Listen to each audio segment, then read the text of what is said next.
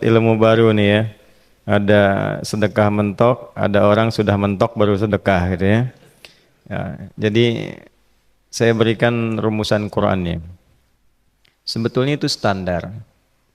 Yang paling standar di dalam ujian Allah kepada manusia supaya ada nilai rasa dalam diri kita bahwa kita itu punya Allah. Itu poin tertingginya.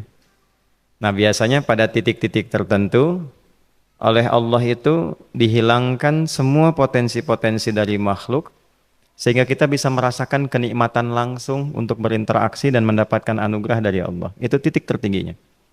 Sambil contoh begini.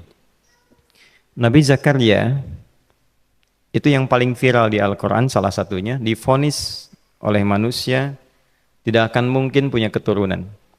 Secara klinis mustahil karena istrinya divonis monofus dan mandul. Secara medis semua sudah angkat tangan. Tapi apa yang dilakukan? Nanti ini akan melahirkan rumus di Quran surah kelima Al-Maidah ayat 35. Nanti jadi rumus standar dari apa yang dialami oleh beliau ini.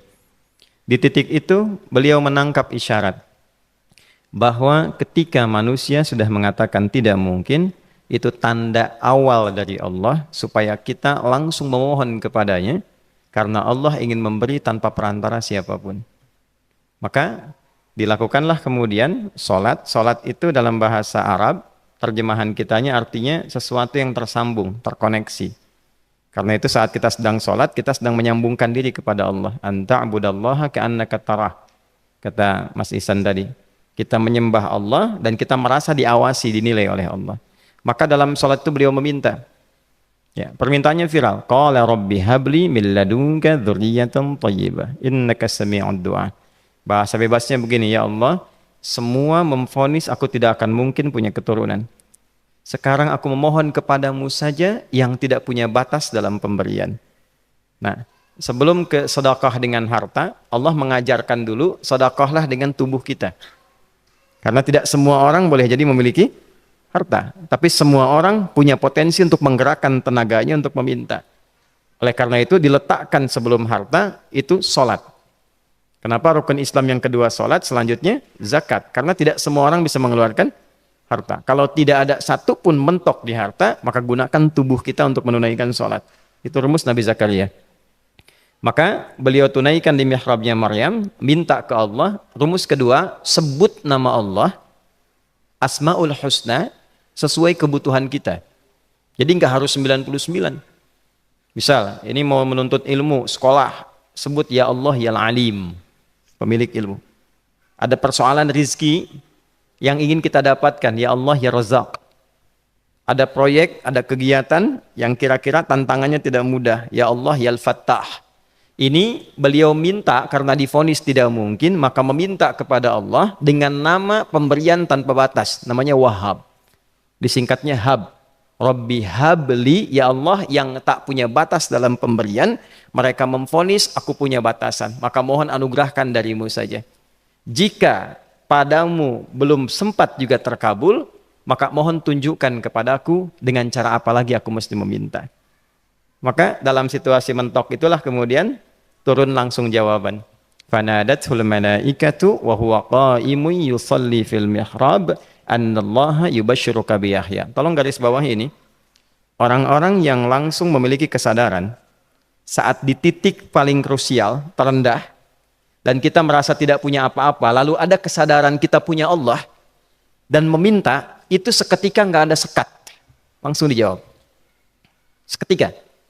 Nah, karena itu biasanya di momen tertentu setiap kita itu pasti mengalami peristiwa itu, apapun bentuknya. Nah itu kalau sudah sampai ke situ itu kode. Jadi di Islam itu nggak ada pesimis, ya tidak ada pesimis, dan jangan pernah melarutkan diri pada sebuah vonis sudah ini nggak mungkin, nggak akan dikabulkan. Nah itu jebakan setan. Karena declare pertama iblis ketika melakukan kesalahan itu kalimatnya jelas. Ana khairum minhu khalaqtani min narin wa khalaqtahu ya min tin. Saya lebih hebat, lebih bagus, Allah nggak mungkin, sudah nggak mungkin ada ampunan lagi. Jadi diteruskan kesimpulan ini karena nggak mungkin katanya diampuni, ya sudah bermaksiat saja. Karena nggak mungkin dikabul, ya sudah pesimis saja. Padahal di titik itu Allah sedang membuka. Temukan kata itu, temukan hubungan itu, minta itu tanpa sekat. Maka seketika malaikat turun menyampaikan, doamu dijawab. Itu sedang berdiri, baru selesai doa, belum selesai sholat, belum salam. Turun malaikat mengatakan, Allah kasih kabar, kamu akan punya anak, langsung namanya dari Allah Yahya. Jadi Yahya itu pemberian Allah. Ya, pemberian Allah. Yahya artinya hidup. Yang mustahil menurut manusia. Lahir seorang bayi dari rahim perempuan yang divonis menopause dan mandul, kata Allah, jadi dan hidup. Nah, rumus itu nanti terus dialami oleh para nabi, puncaknya di era Nabi Muhammad SAW, nanti melahirkan panduan di Quran surah 5 ayat 35. Ya ayyuhalladzina amanu ittaqullaha wabtaghu ilaihil wasilah. Perhatikan kalimatnya dengan detail ya. Hei semua orang yang masih merasa punya iman. Tuh iman kita disentuh. Jadi kalau mengalami persoalan di titik nadir, terendah, itu yang disoal oleh Allah imannya dulu. Kamu masih punya iman nggak? Orang beriman nggak mungkin pesimis. Orang beriman gak akan putus asa. Orang beriman gak akan bunuh diri. Imannya ditanya dulu. Katanya kau beriman, iman kamu di mana? Kalau masih punya iman, kata Allah, ini ujian dari saya supaya kamu nyebut saya. Katanya ingin mendekat, kata Allah kan? Ittaqullah. Nah ini rumusnya. Wabtaghu ilaihil wasilah. Kalau engkau pengen cepat dapat solusi, maka aku berikan perangkat untuk cepat mengabulkan doamu itu. Perangkat itulah disebut dengan takwa.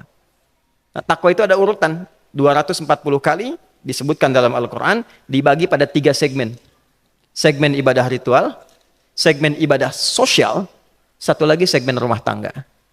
Ya, karena itu tinggal cari aja di ibadah ritual, misalnya sholat, bangun tahajud malam, minta sama Allah, dekatkan diri kita. Salah satu kasusnya Nabi Zakaria. Ya, itu poin yang pertama.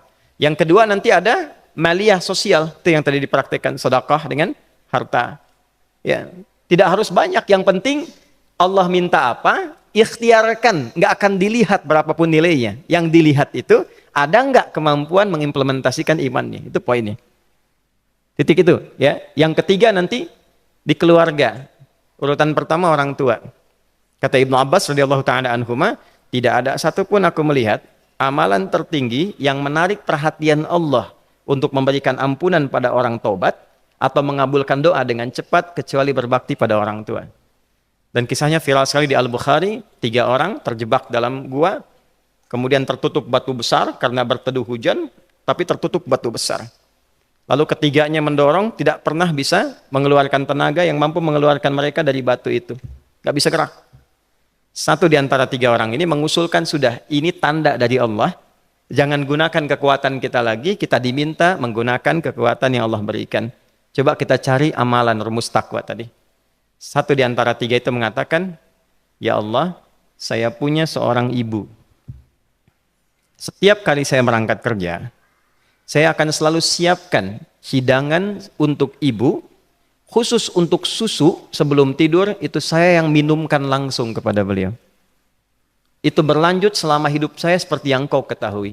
Satu kali, saya pulang dari kantor, dari pekerjaan, ibu saya sudah tertidur. Sementara susu belum diminum. Dan kami putuskan tidak ada yang berani menyentuh susu dan minuman makanan kecuali ibu terlebih dahulu. Maka saya putuskan memegang nampan susu di samping ibu yang tertidur dan menunggu beliau bangun. Tiba beliau bangun tengah malam, saya berikan susunya tanpa saya katakan saya telah menunggu cukup lama untuk memberikan susu itu. Ibunya nggak dibangunkan, dibiarkan istirahat dengan nyaman, begitu bangun diberikan susu tanpa komen sedikit pun. Nggak bilang, mas sebetulnya udah lama tadi nungguin deh. Langsung diberikan. Seketika ibu senang istirahat dan lalu mengatakan pria ini, ya Allah, jika engkau ridha dengan amalku ini, maka mohon bebaskan kami dari kungkungan batu ini. Lalu ketiganya berikhtiar mendorong, yang tadinya tidak punya kekuatan, seketika batu itu menggelinding dan membebaskan 3 orang itu. Nah itu persegi dalil yang sebetulnya jadi pedoman hidup. Dalil itu kan pedoman bahasa Arabnya. Pedoman berkehidupan. Kita di Islam itu lengkap. Jadi kalau kita mengalami kasus itu, dimanapun, ya, baik di kedudukan, di usaha, di pengetahuan, sudah mau ngapalin, mentok, gitu ya, itu ujian.